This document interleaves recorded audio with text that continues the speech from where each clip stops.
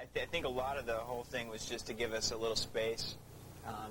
It was just a natural transitional thing. I mean, Andy died, and we still haven't really made a lot of decisions as far as, to what context the band is going to go on. It's definitely not going to be called Mother Love Bone.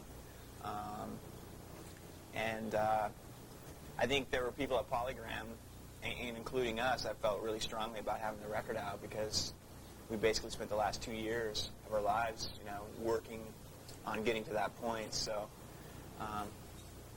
and in our minds, there's never a doubt that we wanted the record to come out in the first place. It was, from moment one, we knew we wanted the record out, as just to show what we've been doing and to show that we've moved from the last EP. But if there was any hesitation, it was on the part of Polygram, as far as just not right off the bat saying, okay, we're going to do it full blown anyway. I think they had to live with it for a while and discover that it was actually a good record. And I'm sure they're interested in making some money back too.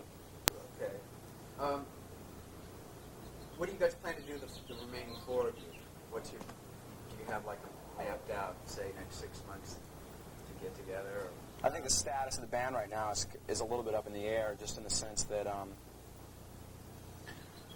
we're not really looking at this point just to find a singer to replace Andy and go on with Mother Love Bone. I mean, Andy's attitudes and personality were such an integral part of Mother Love Bone that there's just, you wouldn't be able to replace him. It's just not, in our minds at least. It just. Still with the. Well, you just lost all sound. Jay. Hello. Hello. Hello. Hello. Hello. Hello. Hello. Hello.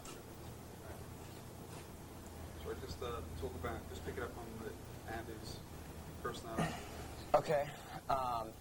Andy's personality was such an integral part of the band, and the whole image of the band and his lyrics and how all that colorful kind of Andyism was all tied into the whole trip, that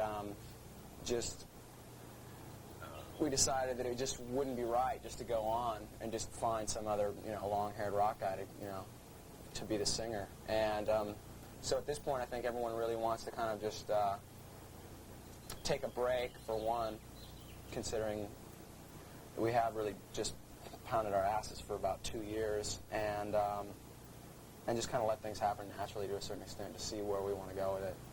We're not in any huge rush to be rock stars at this point, and something will happen regardless of what it is. We don't know, but Well, I'm Jeff, and this is Stone, and we're at Hard and Heavy talking to Bruce. We're in Los Angeles to promote our new record, Apple, on Polygram Records, and it's 110 degrees out. it's hot. Oops. It is hot. Okay.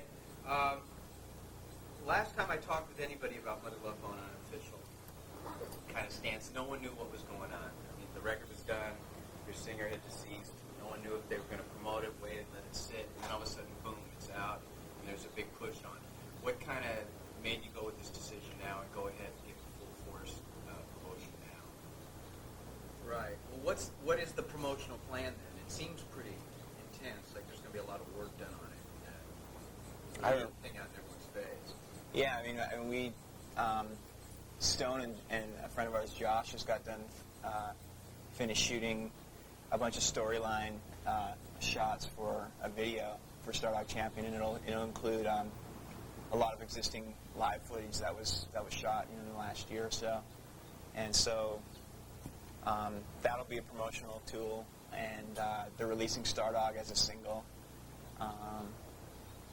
and it'll just be a lot of press and just getting it to the point to where people know that it's there, and hopefully enough people will hear about it or hear it somewhere that it'll get a chance, because there's no opportunity for us to go out and tour like we wanted to. So, I mean, that's all we could ever hope for. And Polygram's been pretty much more than 100% behind any ideas we had in promoting it. So, did a bunch of T-shirts. Jeff designed 2 or 3 different designs for T-shirts, and we've been sending those out to the promotional people and stuff like that. But I'm sure there'll be like independent promotion too and stuff like that going on.